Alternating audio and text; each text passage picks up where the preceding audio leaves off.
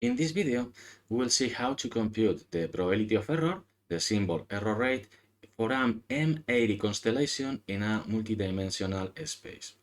In particular, we'll compute the probability of error for this constellation of 16 symbols, where the symbols are in a square lattice and the decision regions are aligned with the two axes Q0 and Q1. The symbol error rate is obtained by averaging the conditional probabilities of error, and we will start analyzing the case of symbol A6. Symbol A6 has coordinates +1, and the decision region is this square that we have here. The square with Q0 and Q1 going from 0 to 2 in both cases. The conditional distribution of the observation is a Gaussian distribution with mean, the transmitted symbol, in this case A6 with mean +1. And the decision region is the square given by Q0 being from 0 to 2 and Q1 being in the same range.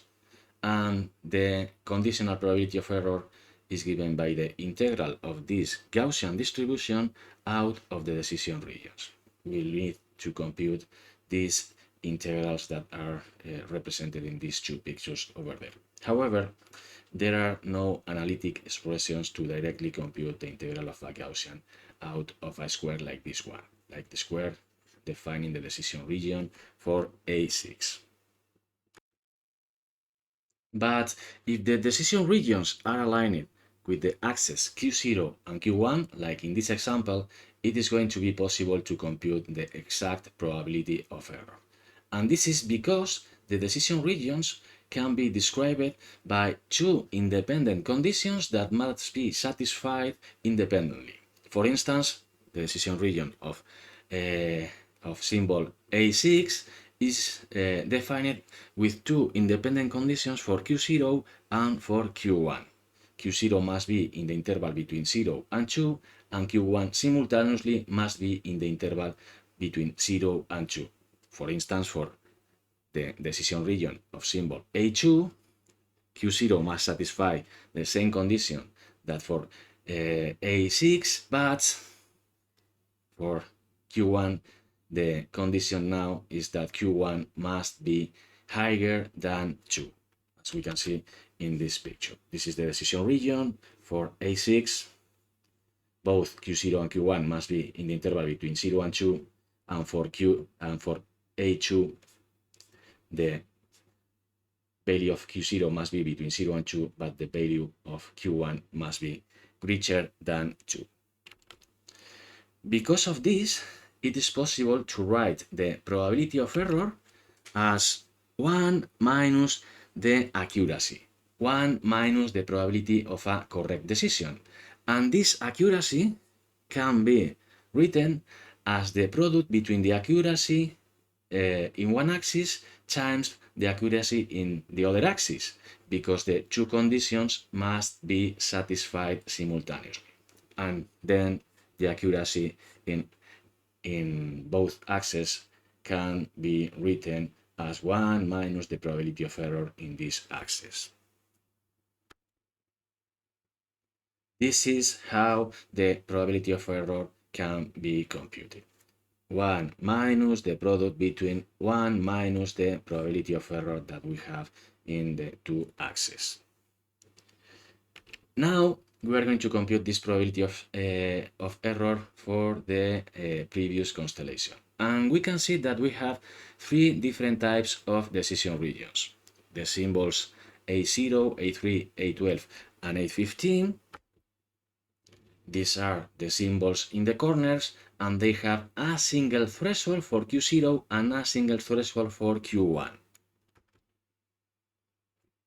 Then symbols A5, A6, A9, and A10 are symbols where the decision regions have two thresholds for Q0 and two thresholds for Q1. And the remaining symbols have decision regions with a single threshold in one axis, for instance, in Q0 for A7, and two thresholds in the other axis, for instance, two thresholds here and here for Q1. Therefore, all the symbols of the same time will have the same probability of error, and we can choose an example of every type, A0 for type 1, A5 for type 2, and A7 for type 3, and we'll compute the probability of error only for these three symbols. And then there are four symbols as A0, four symbols as A5, and 8 symbols as A7. And in this way, we can average the conditional probabilities of error to obtain the total probability of error.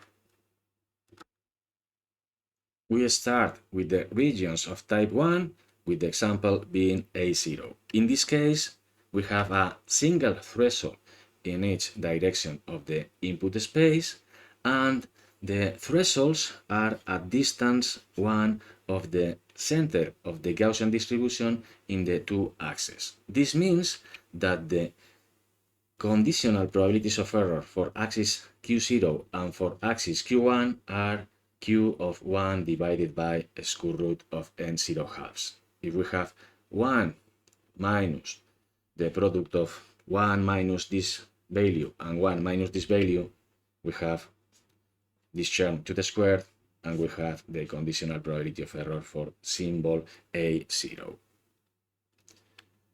Next symbol is symbol A5, which is the example for the regions of type 2. In this case, we have two thresholds in each direction of the input space, and the two thresholds are at distance 1 of the mean of the Gaussian in this direction. Distance 1 here, distance 1 here. Because of this, the conditional probability of error in the direction of Q0 is the same one that in the direction of Q1 is 2 times Q of 1 divided by a square root of n0 halves, because 1 is the distance between the center of the Gaussian and the thresholds. Therefore, what we have is 1 minus these terms for the accuracy in every axis to the square.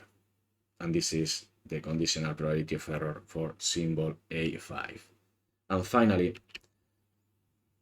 we have symbol A7 as an example of the third type of decision regions. In this case, we have that in one of the axes, in this case Q0, we have a single threshold that is at distance 1 of the center of the Gaussian, and in the other direction we have two thresholds at distance 1 of the mean of the Gaussian in this direction. Therefore, the conditional probability of error for Q0 is Q of 1 divided by a square root of n0 halves, and for Q1 we have two times this amount. If we now compute 1 minus this accuracy times this accuracy, we have the product of these two terms over here, and finally we get the conditional probability of error for symbol A7. Once that the conditional probabilities of error are calculated for the three types of decision regions, this weighted average of these conditional probabilities of error is providing the symbol error rate for this constellation.